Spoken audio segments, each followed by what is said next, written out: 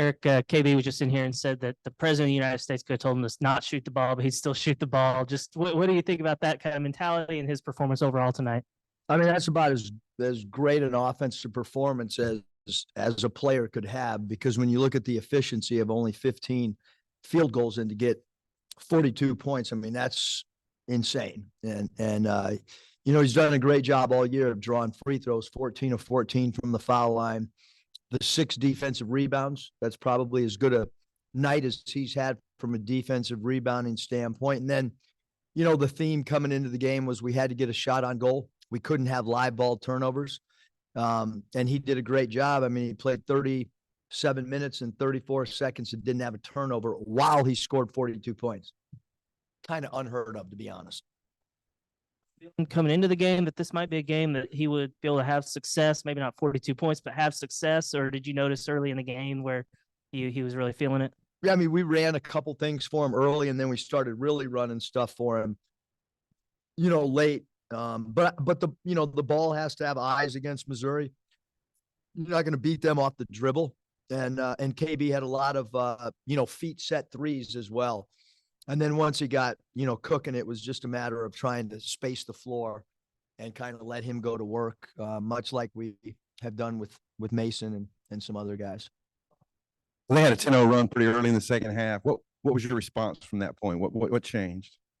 I don't know if I called the timeout. At that point, it was, wake up. And I think we subbed as well. And maybe went a little smaller. Kai came in, and he's played so well for us. And at some point, I don't have the timeline in front of me, but we got Davenport in there as well, and tried to have JD be a little bit of a floor stretcher. But yeah, it was, we got to guard better. We got to share the ball more. And then I thought we played really good in the second half. After those first 4 minutes of the second half was disastrous. Caleb was in here. He said that it was the toughest year of basketball in his life. Just kind of for you as well. Just kind of how will you look back at a performance like this in a season like this? Yeah, I mean, the season's not over, so I don't know how I'll look back on it. I think this is a basketball team that has really, really improved. I think we're playing, it's not, I think it's a fact that we're playing our best basketball of the year right now. So I don't know how I'll feel, because we still got basketball to play. And so we'll see where we end up. You've mentioned in previous games kind of the lack of free throws, not just KB tonight, but 34 as a team. Just kind of what was the adjustment made so that everyone could get to the line? Yeah, I don't know if Mike Kaywood has it, but I think we've been in the top 10 of the nation free throws attempted all year. And so the nights that we don't get FTAs, we struggle, because that's, we work on it from the moment a player gets on campus about drawing free throws and free throws attempted. If you look at the 4 years at Nevada and you look at the 4.5 or almost 5 years here, we are a high volume free throw attempt team, and we want to put pressure on the defense. We want to put pressure on the rim, and tonight, Battle was doing that, and Mekhi Mitchell's done a great job of drawing fouls. They might not always equate to free throws attempted, but he's been a high draw foul player. And then back to Tom's question, is in that timeout we did talk about trying to get to the bonus early, because I thought we really settled. So as my mind settled, Tom, that's where I was going.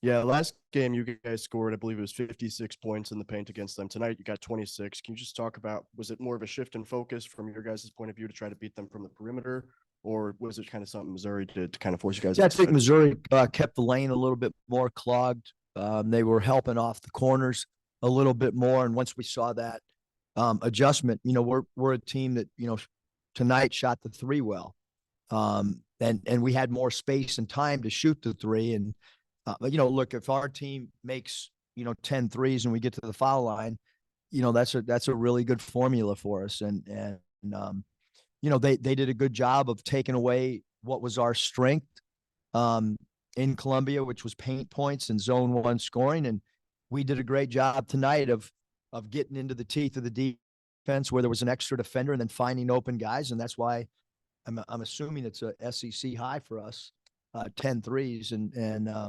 Yeah, it was a good adjustment by the players, understanding, recognizing that the extra pass was going to equate to feet set threes and not threes off the bounce. Yeah, and then I know he didn't play a ton tonight, but Trevin comes back into the team. Can you just talk about how big of a boost that is, especially in your front court? Yeah, I mean, good to get him back. He's worked extremely hard on his rehab, and but the group that's been playing well for us. I mean, that was the group that we kind of rolled with, and this late in the year to work people back in becomes problematic, quite honest. Jalen Graham's been out a few games, and he's really helped us this year. We all know how talented T. Brazil is. He's one of the most talented players in our league. But we got a good flow going right now. How long that lasts, I don't know. But we're 4-3 in our last 7, I think. And to be quite honest with you, we should be 5-2. The game at Mississippi State, I'm not going to comment on it, but if you watch the film over and over like I have, we should be 5-2, and there's no questions about that. So we're playing really good, and we keep rolling and try to have good practice Monday and get ready for Tuesday's game, and because we are playing better than we have most of the season. The best shooting night for him, but he had 9 boards, 6 assists. Just how would you assess his overall performance? Yeah, I mean, if I'm going to play a point guard at power forward, he's got to rebound. And he did that. The good thing about Devontae is, you kind of tell him a role and lay out expectations, and then he plays as hard as he can and does it. And told him before the game, you got to rebound if you're a power forward. I'm not so sure he thinks he's a power forward, but he is with us right now. To ask about how y'all got another short. I can't answer any questions with Bob if he's not here. And you can quote me on that. It is a quick turnaround, but you do get, 2 back-to-back home games this time. Just how nice is it to have them, the short turnaround be both games at home?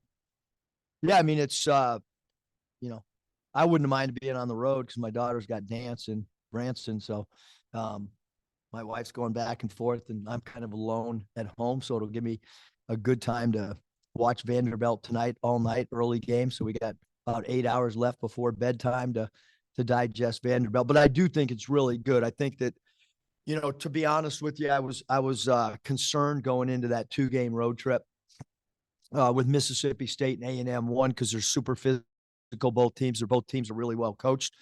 We were kind of limping in there with 3 guys not being available. And I thought our team was really, really resilient.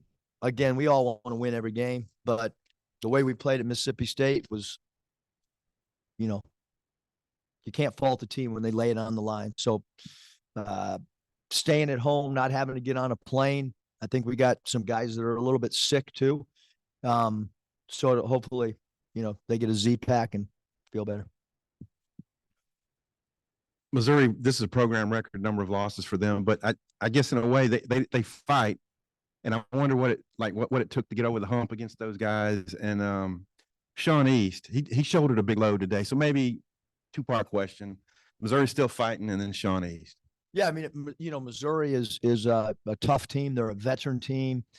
You look at their lineup, and Noah Carter, a starter back from last year, Nick Honor, a starter back from last year, Sean East, a starter back from last year.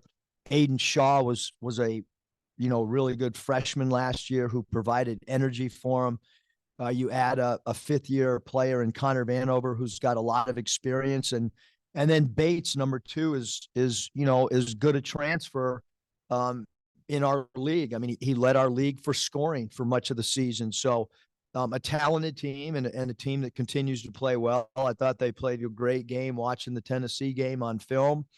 I thought they played a really good game at Ole Miss, led even with about 9.5 minutes to go. So a team that's fighting, playing hard, and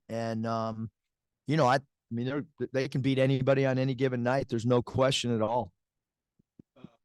a fellow we both know wanted to know if you've seen any of Vanderbilt yet, and facing Jerry Stackhouse and Vandy on Tuesday. Yeah, Vanderbilt, the two guards, Manjon is really good.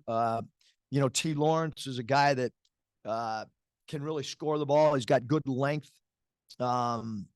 Transfer from Notre Dame that's done a good job for him. And like I said, I mean, I'll really dive into their, I watched the end of the Florida game just now before I came in here and before I did radio. But I got a lot of time with no distractions. Dogs are at Hounds Lounge, Danielle and Mariah and Branson. So zero distractions for me not to be ready to rock and roll Tuesday. Thanks, Scott.